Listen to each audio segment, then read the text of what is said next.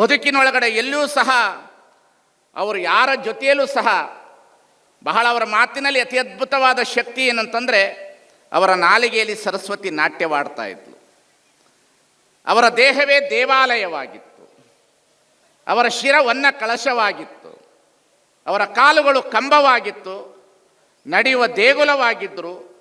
ನುಡಿಯುವ ದೇವರಾಗಿದ್ದರು. ಬದುಕಿನೊಳಗಡೆ ಎಲ್ಲವನ್ನು ಕಂಡುಕೊಂಡಿದ್ದರು. ಎಲ್ಲರ ಜೊತೆಯಲ್ಲಿ ಇರ್ತಿದ್ರು. ತಾವು ಹೇಗಿರಬೇಕು ಆಗಿರ್ತಿದ್ರು. ಅದು ಅವರಲ್ಲಿ ಬಹಳ ದೊಡ್ಡ ಒಂದು ಗುಣವನ್ನು ನಾವು ಕಂಡಿರ್ತಕ್ಕಂಥದ್ದು. ಇಂತಹ ಪೂಜ್ಯರನ್ನು ನಾವು ಕಳೆದುಕೊಂಡಿದ್ದೇವೆ ಅಂತ ಹೇಳೋದಕ್ಕೆ ಸಾಧ್ಯ ಇಲ್ಲ. ಯಾಕಂದರೆ ಬಸವಣ್ಣನವರನ್ನ ನಾವು ಕಳೆದುಕೊಂಡಿಲ್ಲ, ಯಡಿಯೂರು ಸಿದ್ಧಲಿಂಗೇಶ್ವರರನ್ನ ಕಳೆದುಕೊಂಡಿಲ್ಲ, ಬುದ್ಧನನ್ನು ಕಳೆದುಕೊಂಡಿಲ್ಲ, ಮಹಾವೀರರನ್ನು ಕಳೆದುಕೊಂಡಿಲ್ಲ. ಇದು ಸೆಂಟಿಮೆಂಟಲ್ ವೇದಿಕೆ ಅಲ್ಲ. ಇದು ಭಾವನಾತ್ಮಕವಾದಂಥ ನುಡಿನಮನಗಳಲ್ಲ. ಭಾವನಾತ್ಮಕವಾದಂಥ ನುಡಿನಮನದ ವೇದಿಕೆಯಾಗಿ ಪರಿಣಮಿಸುವುದೂ ಇಲ್ಲ.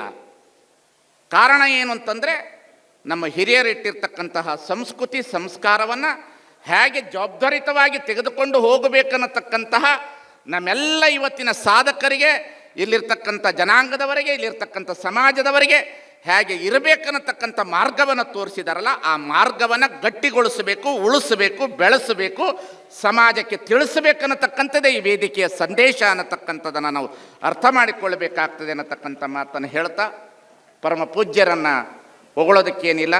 ನಮ್ಮ ಪರಮ ಪೂಜ್ಯ ಲಿಂಗಾನಂದ ಮಹಾಸ್ವಾಮಿಗಳು ಪರಮ ಪೂಜ್ಯ ಮಲ್ಲಿಕಾರ್ಜುನ ಮಹಾಸ್ವಾಮಿಗಳ ಶಿಷ್ಯರು. ಮಲ್ಲಿಕಾರ್ಜುನ ಮಹಾಸ್ವಾಮಿಗಳ ಶಿಷ್ಯರು ಲಿಂಗಾನಂದ ಸ್ವಾಮಿಗಳು. ಮಲ್ಲಿಕಾರ್ಜುನ ಮಹಾಸ್ವಾಮಿಗಳ ಶಿಷ್ಯರು ಜ್ಞಾನಯೋಗಿ ಸಿದ್ದೇಶ್ವರ ಮಹಾಸ್ವಾಮಿಗಳು. ಲಿಂಗಾನಂದ ಸ್ವಾಮಿಗಳು ಒಂದು ಮಾತನ್ನು ಹೇಳ್ತಿದ್ರು. ಇದೇ ಬಿಜಾಪುರದಲ್ಲಿ ಪ್ರವಚನ ಪ್ರಾರಂಭ ಆಗುವಾಗ ಡಾಕ್ಟರ್ ಎಸ್ ಜಿ ನಾಗಲೋಟಿ ಮಠರವರು ಕಾರ್ಯಕ್ರಮನ ಉದ್ಘಾಟನೆ ಮಾಡಲಿಕ್ಕೆ ಬಂದಿದ್ದರು. ಆ ಸಂದರ್ಭದಲ್ಲಿ ಒಂದು ಮಾತನ್ನು ಹೇಳಿದ್ರು. ಸಿದ್ದೇಶ್ವರ ಸ್ವಾಮಿಗಳ ಪ್ರವಚನ ಉದ್ಘಾಟನೆ ಮಾಡಿದ್ರು ಲಿಂಗಾನಂದ ಸ್ವಾಮಿಗಳದು. ಆವಾಗ ಲಿಂಗಾನಂದ ಸ್ವಾಮಿಗಳು ಹೇಳಿದ್ರು, ನಮ್ಮ ಪರಂಪರೆ ಒಳಗಡೆ, ನಮ್ಮ ಮಠದ ಪರಂಪರೆ ಒಳಗಡೆ, ನಮ್ಮ ಸ್ವಾಮೀಜಿ ಪರಂಪರೆ ಒಳಗಡೆ, ಈ ಜಗತ್ತಿನ ಪರಂಪರೆ ಒಳಗಡೆ ನಮ್ಮ ಪರಮ ಪೂಜ್ಯ ಸಿದ್ದೇಶ್ವರ ಸ್ವಾಮೀಜಿಗಳು ಚಿಕ್ಕ ತಮ್ಮ ಚೊಕ್ಕ ಚಿನ್ನ ಅನ್ನತಕ್ಕಂಥ ಮಾತನ್ನು ಹೇಳಿ. ಚಿಕ್ಕ ತಮ್ಮ ಚೊಕ್ಕ ಚಿನ್ನ ಅಂತ. ಹಾಗಾಗಿ ಅದು ಚಿನ್ನವೇ. ಅದು ಯಾವ ಕಾಲದಲ್ಲೂ ಸಹ ಕರಗಿಸಿದ್ರೆ ಯಾವ ರೀತಿಯಲ್ಲೂ ಆಭರಣ ಆಗ್ತದೆ, ಅದಕ್ಕೆ ಬೆಲೆ ಇದೆ ಅನ್ನತಕ್ಕಂಥ ಮಾತನ್ನು ಹೇಳ್ತಾ, ಪರಮ ಪೂಜ್ಯರನ್ನು ಸಂತೋಷದಿಂದ ನಾವು ನಿಮ್ಮ ನೆನಹಾದಾಗಲೇ ಉದಯ ಅನ್ನತಕ್ಕಂಥ ರೀತಿಯಲ್ಲಿ ನೆನೆಸೋಣ. ಕೇವಲ ಅವರ ನಡೆನುಡಿಗಳು ಅನ್ನೋದಕ್ಕಿಂತ ನಮ್ಮಲ್ಲಿ ಏನಾದರೂ ತಪ್ಪುಗಳಿದ್ದರೆ ಅವರಿಂದ ಪಡೆದುಕೊಂಡು ತಿದ್ದುಕೊಂಡು ಬದುಕುವುದೇ ಈ ನುಡಿನ ಮನದ ಸಂದೇಶ ಅನ್ನತಕ್ಕಂಥ ಮಾತನ್ನು ಮತ್ತೊಮ್ಮೆ ನಾವು ನೀವೆಲ್ಲರೂ ಅರ್ಥ ಮಾಡಿಕೊಳ್ಳೋಣ ಅನ್ನತಕ್ಕಂಥ ಮಾತನ್ನು ಹೇಳ್ತಾ, ಕೊನೆಯ ದಿವಸ ಅವರ ಜೊತೆಯಲ್ಲಿ ಹಾಡಿದ ಹಾಡನ್ನು ಹಾಡಿ ನನ್ನ ಮಾತನ್ನು ಮುಗಿಸ್ತೇನೆ. ದೇವ ನಿನ್ನ ನೆನಹಿನಲ್ಲಿ ಮನವ ಅರಳಿಸೋ, ದಿನವೂ ಬಾಳ ಬೆಳಗಿಸೋ ದೇವ, ಮನವ ಅರಳಿಸೋ.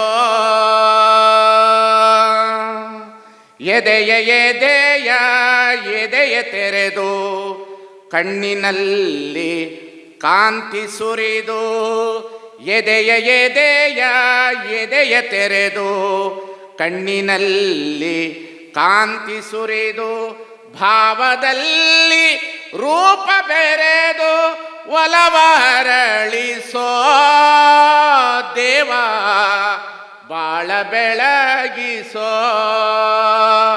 ದೇವ ನಿನ್ನ ನೆನಹಿನಲ್ಲಿ ಮನವ ಅರಳಿಸೋ, ದಿನವೂ ಬಾಳ ಬೆಳಗಿಸೋ ದೇವ, ಮನವ ಅರಳಿಸೋ.